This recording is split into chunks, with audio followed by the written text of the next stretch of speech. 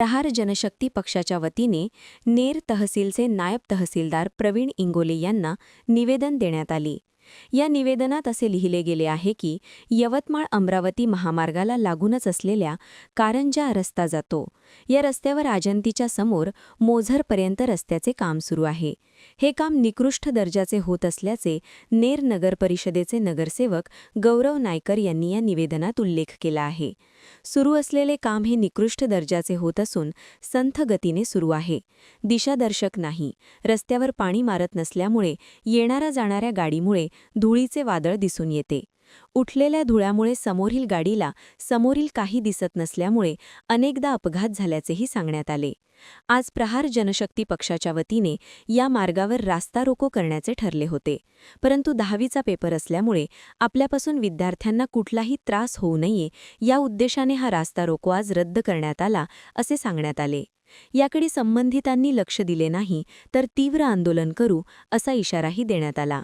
यावेळी प्रहार जनशक्ती पक्षाचे शरद ठाकरे, सतीश काळे, ऋषिकेश खोडे, योगेश आडे, विठ्ठल पवार, मुकुंदा तलवारे, पंकज खानतोडे, रवी काळे, इंदर राठोड, गणेश भुसे, निमिचन गाढवे, अमरदीप कांबळे, निलेश मेहकर, संदीप कोल्हे, बंटी पठाण व अन्य कार्यकर्ते मोठ्या संख्येने उपस्थित होते।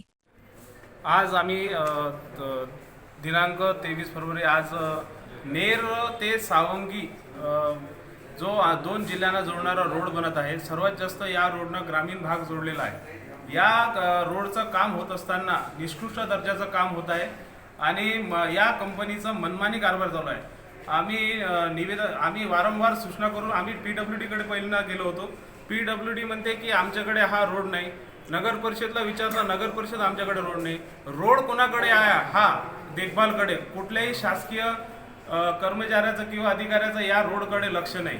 त्याच्यामुळे या रोडचं पूर्ण निकृष्ट दर्जाचं काम चालू आहे आणि अक्षरशः नेर ते सांगवी रोडचे जे रोज दैनंदिन प्रवास करत आहेत त्यांना त्रास सहन करावा लागत आहे। रोड बनत आहे की मातीचा ढिगारा बनत आहे, हेच लोकांना प्रश्न पडला आहे।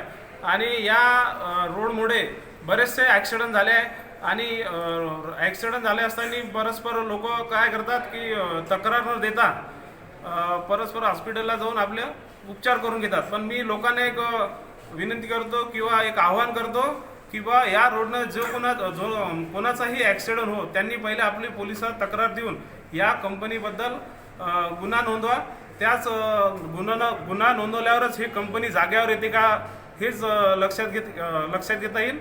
आणि या कामाकडे आम्ही तहसीलदार साहेबांकडे आज निवेदन घेऊन आलो, कारण की PWD म्हणते की आमच्याकडे नसल्यामुळे तुम्ही आता निवेदन कोणाकडे द्यावं, म्हणून आज नेर तहसीलला आम्ही तहसीलदार साहेबांना या रोडच्या तक्रार संदर्भात निवेदन दिलं।